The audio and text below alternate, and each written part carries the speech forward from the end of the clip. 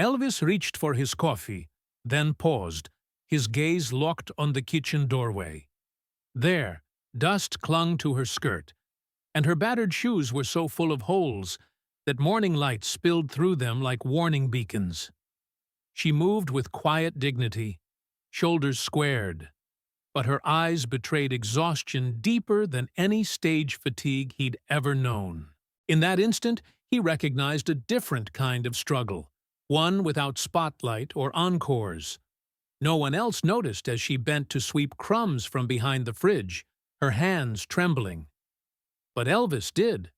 He set down his cup with a soft clink and stepped forward, leaving the safety of his routine. Because every empire has its hidden corners, and some battles aren't fought under stage lights. Tonight, a king would choose to fight one in his own house. Let us know where you're watching from, and we hope you enjoy the story. The morning air in Graceland carried a weight no coffee could lift. Elvis stepped barefoot onto the back porch, cradling a steaming cup in one hand, the other brushing stray wisps of hair from his face. Below him, the lawn sloped toward the drive, its dewy blades whispering under a chill dawn breeze.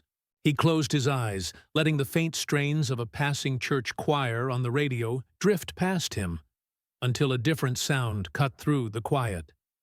"I walk. Every day."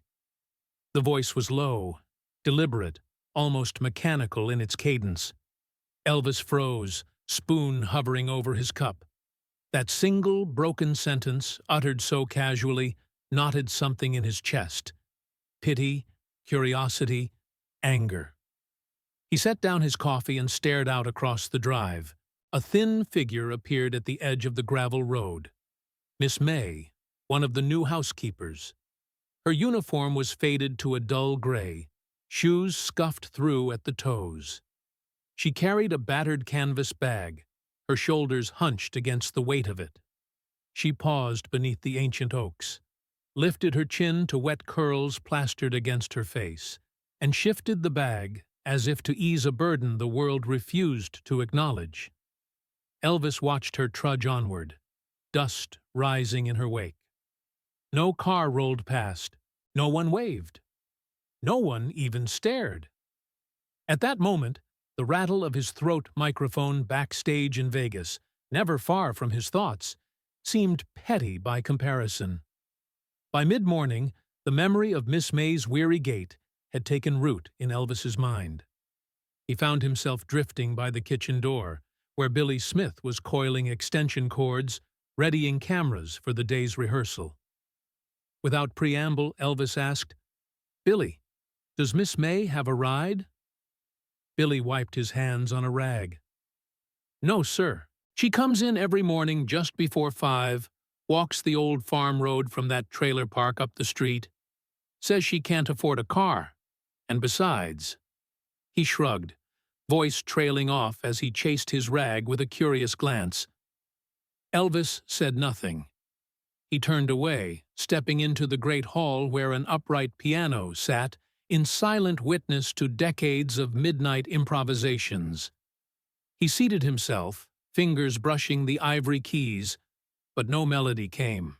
Instead, he closed his eyes and felt the rhythm of dawn footsteps, long, lonely, unwavering. Later that afternoon, he summoned Joe Esposito. They found a quiet corner of the living room, the grand portraits of Elvis's ancestors looking down in assessment. Elvis leaned forward, voice low. "Joe, I want to know everything about her walk. When she leaves, where she goes, what time she hits the highway. Just sketch it out." Joe's eyebrows shot up, but he nodded.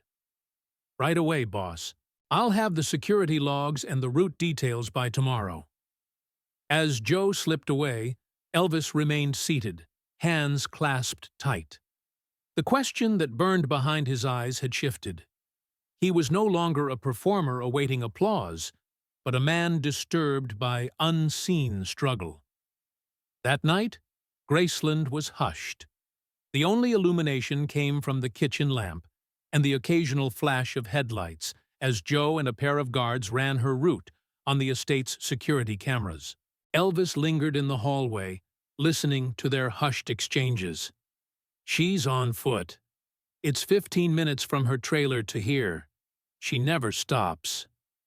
Unable to bear the distance between them, he quietly withdrew, moving back to the piano. He settled onto the bench and let his fingers find a melody born of rain-soaked streets and solitary dawns. The notes were tentative at first, laden with the ache of unspoken stories, then grew in confidence, filling the high-ceilinged room with a soft, insistent hope. Midway through a bar, he hesitated, his resolve coalescing. He would do something beyond words or songs broadcast to millions, to relieve that silent burden. Just before dawn the following day, Elvis slipped into a black t-shirt and jeans, tugged a coat over his shoulders, and slipped out the kitchen door. Billy, waiting in a low-slung Cadillac Eldorado, started the engine and offered Elvis a questioning look. "Take me along," Elvis said, voice firm. "It's time I saw that road myself." The big car rolled onto the dusty lane, its headlights cutting swaths through the morning mist. Elvis pressed his forehead against the cool glass, watching for the lone figure of Miss May against the horizon's blush. When she appeared, stooped, battered by life yet still moving forward, he felt something inside him shift. Here was a woman who carried her world on tired shoulders, and he, the king, had done nothing but watch. He exhaled, silent vow settling in his bones. He would make sure the next time May walked that road, she did so in wheels of her own choosing. No limelight, no fuss, just the simple dignity she deserved. And when she stepped into that Cadillac, dusty toes and all, he would watch the shock in her eyes and know that sometimes the greatest encore a man can give is the restoration of another's hope. And so, as dawn broke fully over Graceland's gates, they drove together toward a new beginning. In silence, but with purpose undeniable. He couldn't shake her image. The way Miss May's shoulders dipped under the weight of an invisible burdens, how her footsteps whispered on the gravel as dawn broke. That morning, when he heard the soft confession, "I walk every day," had planted a seed in Elvis's mind that refused to be uprooted. Now, as autumn's chill settled into Graceland, he found himself staring at a faded photograph in his hand. A single frame, captured clandestinely the night before, of Miss May standing before her modest trailer under a sickle moon, her face half lit by a lone street lamp. He placed it on the piano, its edges curling, and recalled his mother's weary silhouette from his childhood in Tupelo. He remembered Mammy's small figure in stained overalls, rising before dawn to walk 2 miles through dew-soaked pastures and past empty storefronts, carrying sandwiches wrapped in wax paper and a flask of strong coffee to her job at the textile mill. He'd press his sleepy forehead to the window pane, tracing her path by the glow of a distant lantern. She never complained, never looked back, just kept moving, step after steady step. And now here was Miss May, an echo of that same quiet perseverance. That afternoon, Elvis retreated to his private screening room.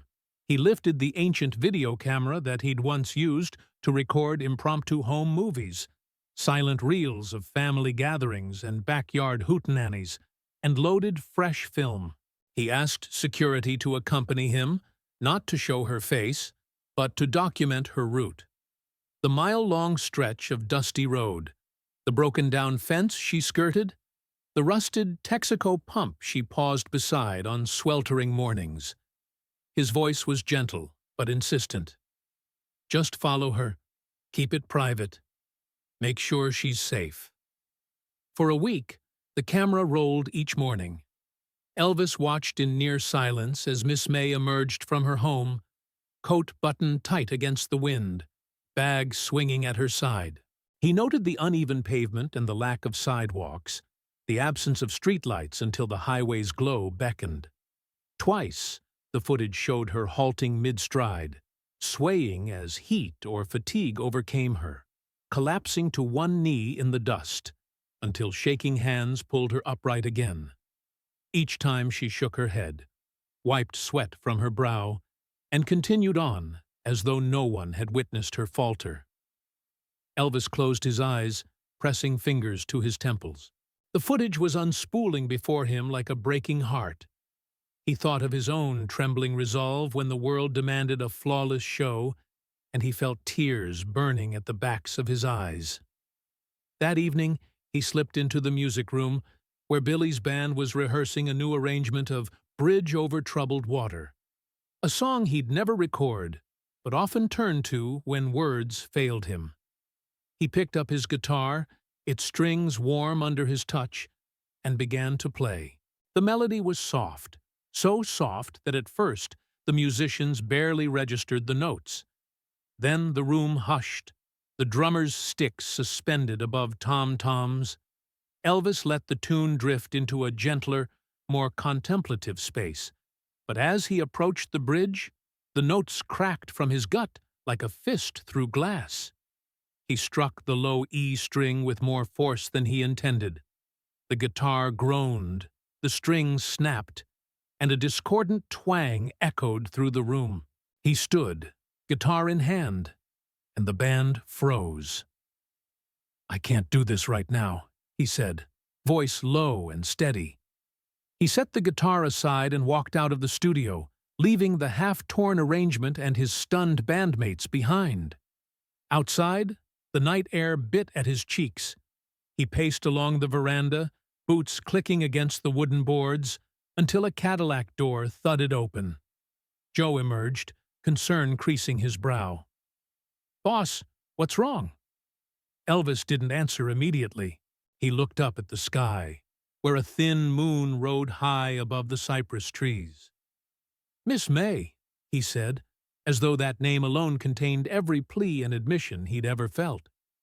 "She's been walking, every single day, like my mother did. And I haven't done a damned thing." Joe nodded slowly, as if understanding more in that moment than in all their years together.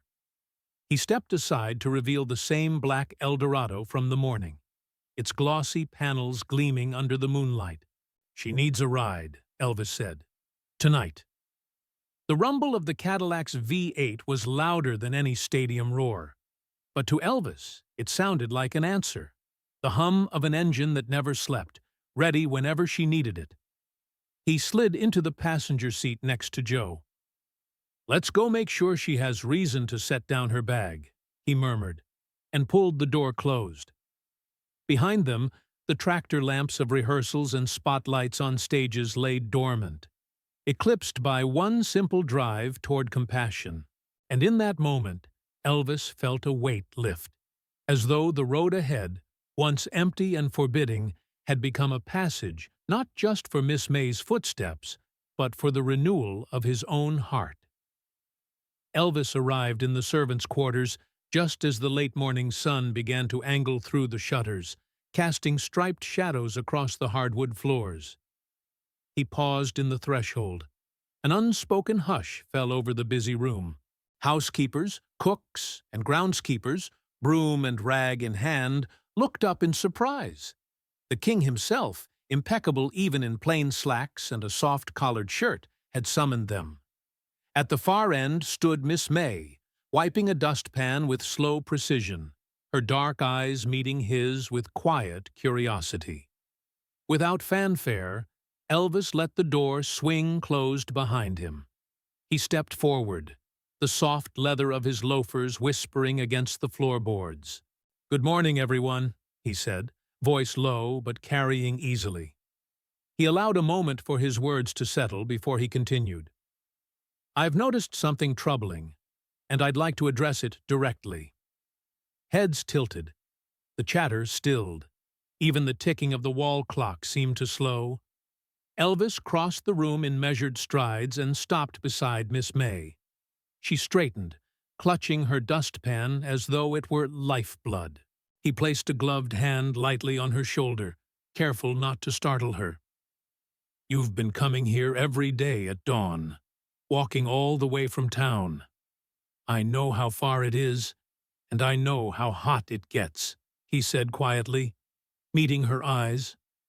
"I should have taken notice sooner." Miss May blinked once, then twice. The muscles around her mouth twitched. She opened her lips, hesitated. Finally, in a soft but steady tone, she said, "I have a job to do, Mr. Presley, and I respect this house." Her words hung in the air, dignified and firm. Elvis nodded. He turned to the assembled staff. "I want her to ride with me," he declared, eyes sweeping the room. "At least until the days cool off. She belongs inside, not on that road." A murmur of astonishment rippled through the group.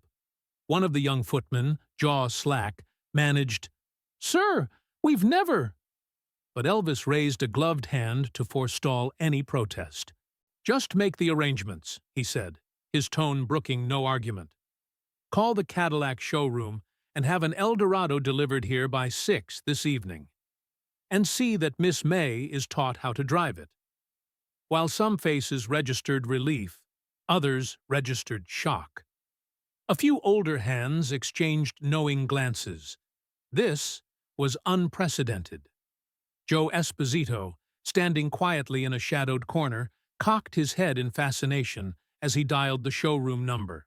In the hush, Elvis turned back to Miss May, offering a small, sympathetic smile. "You don't have to do this alone," he added. "We'll get you on the road." When dusk settled, Elvis led Miss May out onto the dew-damp driveway. Awaiting them was the Eldorado, its black finish gleaming even under the glow of a single carriage lamp. The polished chrome glinted, and the white-wall tires promised comfort. Miss May's hands trembled as she approached, fingers brushing the smooth fender. Tears shone at the corners of her eyes, and she looked up at Elvis, uncertain. He stepped forward and pressed a folded envelope into her hand. Inside were keys, heavy and reassuring, and a simple note in his flowing script. "For every step you've taken, here's a safer path." No flourish, just 4 words that carried a lifetime of empathy. She swallowed hard, voice thick. "I can't accept this, Mr. Presley." He cocked his head. "Yes, you can." His voice was gentle but unyielding. "You deserve ease, not hardship. And I mean for you to learn. Billy will show you the pedals, the shift. You'll have me and everyone here if you need help." She hesitated, then nodded, the weight of the moment breaking into a trembling smile. Billy, who'd trailed behind in wide-eyed wonder, stepped forward with 2 cups of coffee and began to explain the basics of the ignition. Elvis watched from the passenger side as Miss May settled behind the wheel for the first time. Her back was ramrod straight. She folded the note into her pocket like a talisman. Then, with a deep breath, she turned the key. The engine purred awake, a low hum that softened the world around them. Elvis allowed himself a rare, quiet smile. He realized, in that moment, that the deepest grace he could give was not in song or spectacle, but in restoring someone's dignity. As the Eldorado rolled forward, headlights carving a gentle arc through the gathering dusk, he felt the faintest stirring of peace, knowing that sometimes the grandest gestures are the simplest: a chauffeured ride, a lesson in confidence, and the unspoken message that every soul matters. Elvis stepped onto the veranda just as the first blush of dawn crept across the manicured lawns of Graceland. The Eldorado, a sleek black silhouette left for Miss May the previous evening, stood parked on the gravel drive, its polished chrome catching the pale light. From inside his study came the faint scratching of a pen. In his hand, he held a cream-colored envelope bearing her tidy handwriting. He inhaled deeply, aware that this quiet moment carried more weight than any public spectacle he had ever staged. Miss May emerged from the gate, her posture a blend of pride and caution. Her shoes, still immaculate, took confident, measured steps toward him. The neighborhood was silent, save for distant birdsong and the soft hiss of morning mist rising off the grounds. As she drew near, Elvis noticed how her dark skin caught the gold light of sun and dew, how her eyes glistened with unshed tears. "Good morning, Miss May," Elvis greeted, voice gentle. He extended the envelope. "I received your letter last night." Her fingers closed around it, knuckles whitening. She lowered her gaze to the note. In her other hand, she held the ornate Cadillac keys, a heavy, comforting weight. The Eldorado's emblem, a shining crest, sat between them like a silent witness. Elvis continued softly, "Your words belong on my mother's bedside table." He nodded toward the study window. "I've placed it in her Bible, where she kept her own prayers." Miss May swallowed, lifting her head to meet his gaze. "Mr. Presley," she began, voice trembling, "I didn't know what else to do." He held up a hand to stop her apology. "You did exactly what I hoped you would. You honored yourself." He paused, searching the horizon as though summoning the right phrase. "I wanted you to have ease, not charity. I wanted you to know that I see you." She blinked back tears, a single droplet tracing a line down her cheek. The sun burned brighter, illuminating her face. On the drive, the Eldorado gleamed, its engine still humming from the warm-up Elvis had insisted upon. Now, beside it, Miss May's life felt irrevocably altered. Behind them, the mansion staff began to stir. A gardener, scythe in hand, paused mid-stride. The cook opened a side door, spoon frozen over a steaming pot. Word of Elvis's morning ride had spread like wind through the halls, the driverless chauffeured car, the improbable kindness of a star. Everyone sensed something different had taken root here. Elvis turned, slipping the envelope into his jacket pocket. "Why don't you take it for a spin?" he suggested. "I'll walk with you down the drive. There's coffee waiting in the pavilion." Miss May hesitated. A lifetime of self-reliance warred with this unexpected generosity.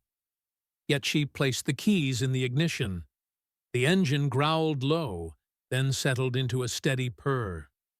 She shifted into gear and eased the car forward, tires crunching on gravel.